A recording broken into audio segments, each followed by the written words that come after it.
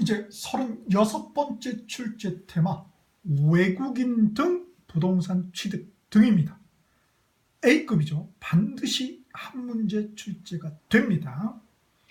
자, 지금 우리는 공인중개사법이 아니라 부동산 거래 신고 등에 관한 법률이라는 다른 법 지금 배우고 있는 거죠. 자, 그래서 우리 이 부동산 거래 신고 등에 관한 법률은 크게 세 파트로 구성이 되어 있는 거죠. 첫 번째가 내국인, 외국인 모두 거래 신고라는 테마. 그래서 앞에 238페이지 2장이 그거죠. 거래 신고가 있고, 두 번째가 거래 신고 그리고 허가가 있습니다. 거래 신고뿐만 아니라 허가. 이거는 뭐예요? 외국인만. 내국인은 아니죠. 이 3장은. 그래서 외국인 등에서 내국인이 빠진 거죠. 그 다음에 이 마지막 세 번째가 4장에 있는 거래 허가죠. 이거는 이제 내국인, 외국인 다 모두 그래서 토지거래 허가 구역 내 그런 거래 허가제가 되겠습니다. 그래서 지금 여기 3장 이 36번 출제 테마는 외국인 등만 해당이 된다. 내국인은 해당되지 않는다라는 것입니다. 결국은 뭐예요? 첫 번째, 법 조문상의 비교 용어 구별하는 거. 제가 음영 딱 두어놨죠. 두 번째는 해당 항목 여부를 구별하는 거. 그리고 세 번째, 원칙과 예의가 있다면 원칙과 예의를 구별하는 것이죠. 자, 비교 용어는 일일이 꼼꼼하게 우리가 다 한번 읽어봐야 될 것 같고요. 특히 뭐 아주 정말 꼬장꼬장하게 낸다면은 제가 표시는 안 해두었지만은 243페이지 보시면은 어떤 경우는 제출, 어떤 경우는 제출이 아니라 보유. 제출하는 건 말 그대로 손에서 떠나는 거죠. 여기 보여주는 거 손에서 안 떠나는 거 아니겠습니까?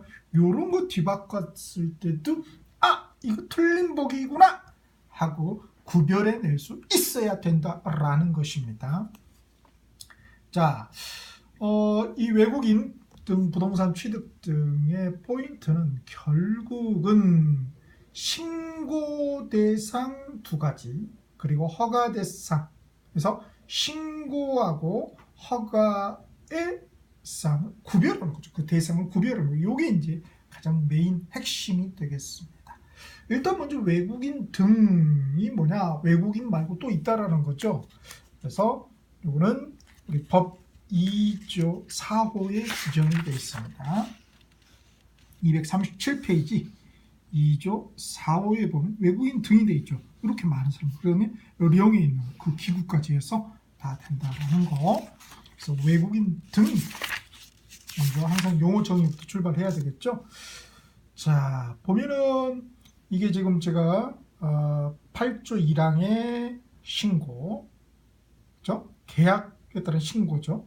그리고 8조 2항은 계약 외하고 3항의 계속 보유. 요 두 개의 또 신고. 그래서 그 다음에 9조 1항의 허가.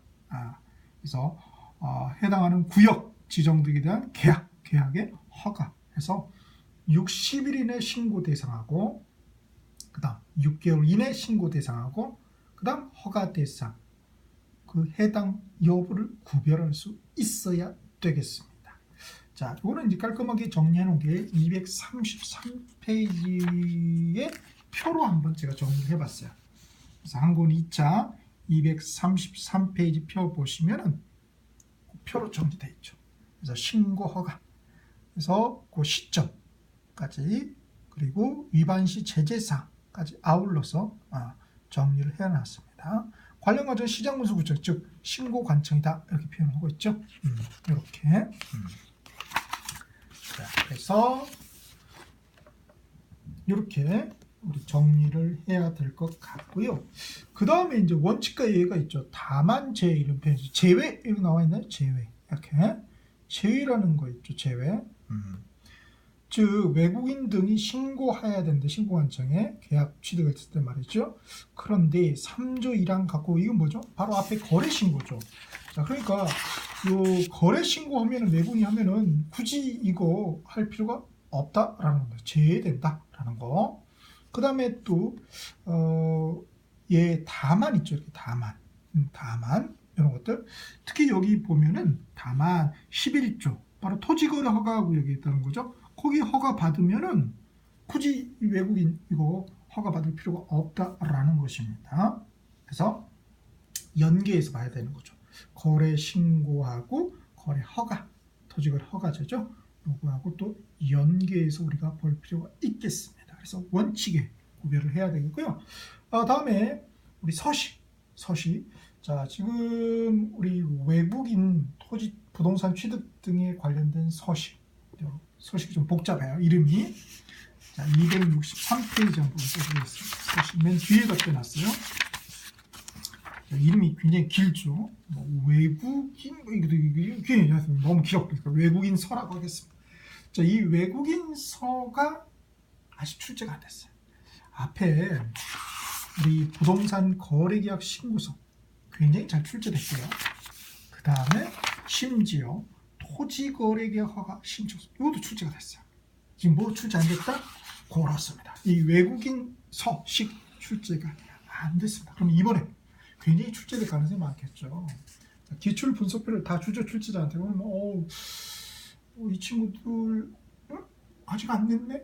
그럼 뭐예요? 자기도 뭔가 좀 새롭게 뭔가 하나 넣어야 될 거 아니에요? 그랬을 때 이제 이걸 활용하는 거죠. 그래서 이번에 한권 263페이지 요 외국인 서식을 넣을 가능성이 높겠다라는 것입니다.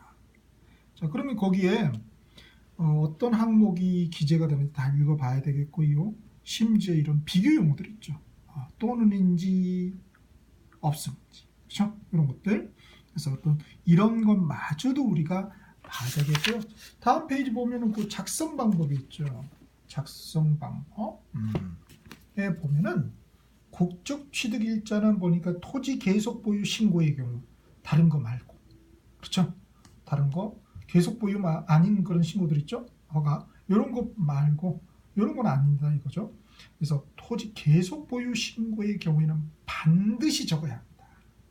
극단적인 억구가 들어가면 거의 99% 틀린 보기거든요. 그런데 이거는 뭐예요? 옳은 보기라는 거.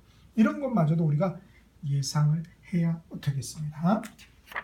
자, 그래서 관련 서식, 외국인 서식을 봤고요.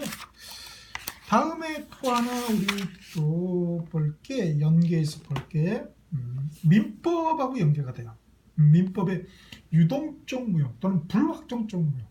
그래서 이거 허가 받기 전에는 우리가 그렇죠. 유동적 무효, 불확정적 무효가 되는 거죠. 그래서 허가를 받게 되면 확정적 유효가 되고 불허가 맞으면 어떻게 됩니까? 그렇죠. 확정적 무효가 되는 것이죠. 자, 이거는 한국어로 따져 1차 298페이지를 한번 펴보실까요? 그래서 1차의 내용, 그래서 1차, 2차가 따로가 아니라는 거예요. 다 연계된다. 자, 한번 볼까요? 우리 1차 298페이지 한번 펴보겠습니다. 298페이지. 자, 그 전에 바로 앞에 거 296페이지를 한번 펴보실까요? 자, 이거는 1차입니다. 1차. 자, 1차 제가 강의 드릴 때 이 무효 취소 파트에서 외적으로 연계되는 거 있다 해가지고 뭐예요? 부동산 거래 신고 등에 관한 법률. 그때 그죠. 그래서 이 불확정적 또는 유동적 무효죠. 자, 그래서 한 권의 1차입니다. 298페이지 보면 유동적 무효, 불확정적 무효 해가지고 그 예가 우리 두 개 있죠. 이렇게. 그래서 허가 전에 토지 거래 계약, 토지 거래 허가하고 연계 맞죠? 그다음에 허가 전 외국인 토지 거래 계약. 그래서 부동산 거래 신고 등에 관한 법률 해가지고. 그래서 그때 중요했던 건 뭐죠? 이런 정도죠. OX 구별하는 거, 판례의 결론이죠. 이런 게 민법에서만 물어보는 게 아니라 당연히 뭐예요? 그렇죠. 여기 2차에서도 보기로 얼마든지 출제할 수 있다라는 것입니다. 자, 이렇게 해서 한번 36번째 테마 외국인 부동산 취득 등에 대해서 한번 다뤄봤는데요. 기출로 한번 볼까요? 자, 빡 보니까 기출 129페이지입니다. 한 문제 딱 배당이 돼 있죠. 첫 번째 제가 볼 때는 단독 문제로는 외국인 서식. 거기 안 냈으니까 낼 가능성이 높을 것 같고요. 아니면은 종합해서 낼 수밖에 없겠죠. 두 가지 신고, 그 다음에 한 가지 허가 해가지고 이걸 종합해서 아울러서 다 낼 수가 있겠습니다. 그때 뒤에 뭐예요? 그렇죠. 위반시 제재사까지 아울러서 과태료까지 어떤 벌칙 과태료를 하나의 보기로 충분히 넣을 수가 있다라는 것입니다. 자, 이렇게 해서 36번째 출제 테마 외국인 등 부동산 취득 등을 정리해 보았습니다.